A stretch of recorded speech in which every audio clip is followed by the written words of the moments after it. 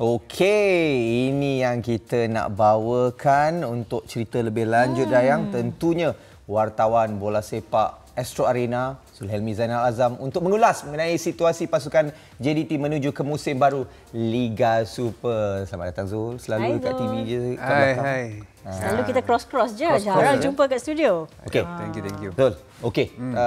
Terus sajalah mungkin semua orang dah tahu macam-macam ura-ura telah dikatakan mengenai pasukan JDT. Yep. Dan seperti berita yang kita baru saksikan, mungkin Zul boleh ulas sedikit terlebih dahulu tentang itu. Okey.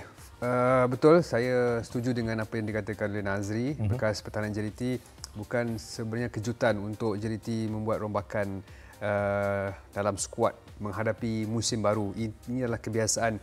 Kalau ikutkan 10 yang kita dengar, jumlahnya belum mencapai separuh daripada pasukan JDT itu sendiri, di mana mereka mempunyai skuad depth yang besar. Saya rasa lebih daripada 3 pemain berada dalam pasukan ini. 10 saya rasa peratusannya baru mencapai 30%.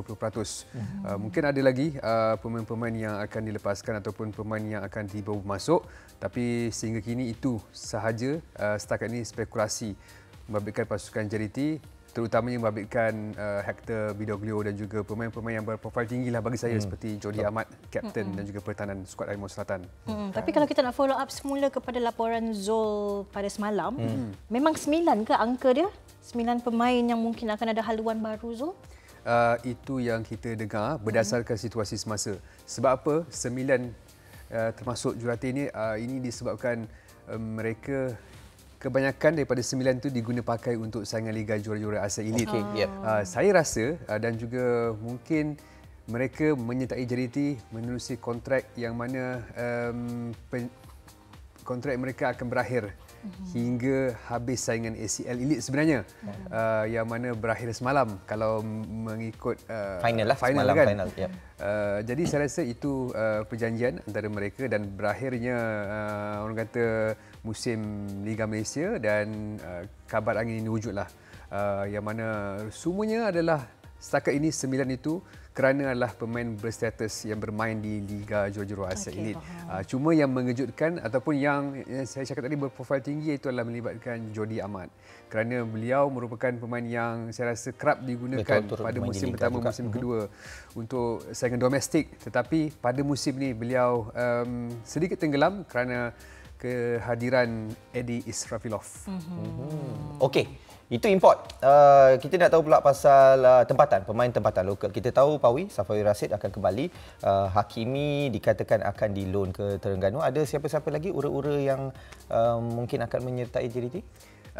Setakat ni tak ada, tapi saya meramalkan, menjangkakan pemain seperti Gabriel Nesseroy dari JDT 2 akan dinaikkan pangkat ke skuad utama, dan itu dah dapat dilihat berdasarkan beberapa aksi terakhir skuad Harimau Selatan, terutamalah aksi terakhir pasukan ini bertemu Kuching, di mana Gabriel Nesseroy diterbangkan ke Kuching untuk menyertai skuad utama JDT. Jadi saya berpendapat Gabriel Nesseroy antara pemain yang berada dalam radar skuad JDT. Skuad utama JDT. Dan juga termasuk, mungkin saya boleh jangkakan juga pemain yang berkelana atau berpangkalan di Thailand ketika ini, iaitu, oh my god, saya lupa nama dia, yang rambut kerinting tu. Saya lupa tengok IG dia tadi. Okey. Tierney. Fergus Tierney. Yeah. Oh my god, saya lupa nama dia. Sorry Fergus. Banyak sangat berfikir. Biasalah kita weekend-weekend ni macam sikit. Fergus Tierney. Dia loan dari JDT ke Chonburi. Chonburi. Okey.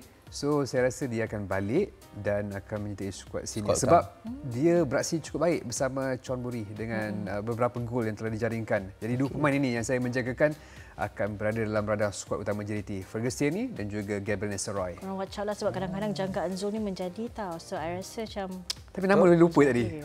Itu biasa, itu perkara biasa. Tapi saya suka, Dayang, saya suka melihat bila saya tanya soalan, senyuman-senyuman sinis Zul tu. Dia macam ada lagi yang dia nak cakap, tapi tahan dululah, jangan dululah bagi dulu. Dia banyak tahu sebenarnya, tapi dia berahsia. Tapi itulah, saya sebenarnya bukan saja nak tahu pasal JDT, saya nak tahu pasal Sabah ni. Bagilah sikit. Simpan sikit. Simpan juga. Pasal Sabah. Alright, okay. Zul, ada tak mana-mana hint ke ataupun dengar-dengar berita tentang calon yang maybe dipertimbangkan untuk jawatan jurulatih pasukan ada nama-nama ke yang maybe Zul Ganti Hector. boleh Oh, ini share? susah sikit sebenarnya. Ini kita kena korek ni. Saya rasa dah ada. Okey. Tapi saya sampai sekarang tak dapat lagi identiti ataupun bukan identiti, nama. Tetapi saya boleh menjagakan datang dari dari Spain. Saya rasa Kalau ni European lah. European, tapi yalah DNA Spanyol tu akan digunakan untuk skuad JDT. Sebab apa tahu? Sebab JDT dah menandatangani Luis Garcia, bekas pemain Liverpool kan. Dia sebagai CEO ataupun sporting director skuad JDT. Jadi saya rasa peralihan dari Argentina ke Spanyol itu sedang berlaku untuk skuad JDT ketika ini. Sebab sebelum ini kita dapat lihatlah bagaimana kecenderungan Tunku Mahkota Ismail sebagai pemilik kelab untuk menggunakan kepakaran dari Argentina, bukan saja membabitkan barisan kejuaraan tetapi juga dari barisan pengurusan seperti sebelum ini Martin Press sebagai sporting director. Jadi saya rasa perubahan itu akan berlaku dari Argentina ke Spain dan perkabaran mengenai Hector Vidaglio juga akan dilepaskan kuat kerana salah seorang jurulatih penjaga gol iaitu John Alvaro juga sudah mengucapkan selamat tinggal. John Alvaro ni pemain yang menghasilkan penjaga gol seperti bukan menghasilkan lah, air tangan dia lah yang membentuk Ahmad Syian Hazmi, Farizal Marlias, Christian Abad beraksi lebih baik, telah menyatakan secara terbuka mengucapkan selamat tinggal di laman media sosial milik beliau. Dan John Alvaro ni dah 5 tahun bersama JDT dan juga merupakan antara set kejuaraan yang dibawa oleh Hector Vidaglio yang menyertai JDT pada 2022 sebelum dia ke pengarah teknikal sebelum kembali lagi ke JDT. Jadi itu yang kita dapat confirm dari Spanyol. Okey. From Copa America to Euros. Tapi still dalam Spanyol itu sendiri. Okey, kita dah tahu tempatan, import dilepaskan. Bagaimana pula import baharu? Ada sedikit rumours ke yang mungkin boleh dikongsikan? Since anda cakap mungkin jurulatih daripada Spanyol, adakah pemain daripada Spanyol pun ada dan sebagainya?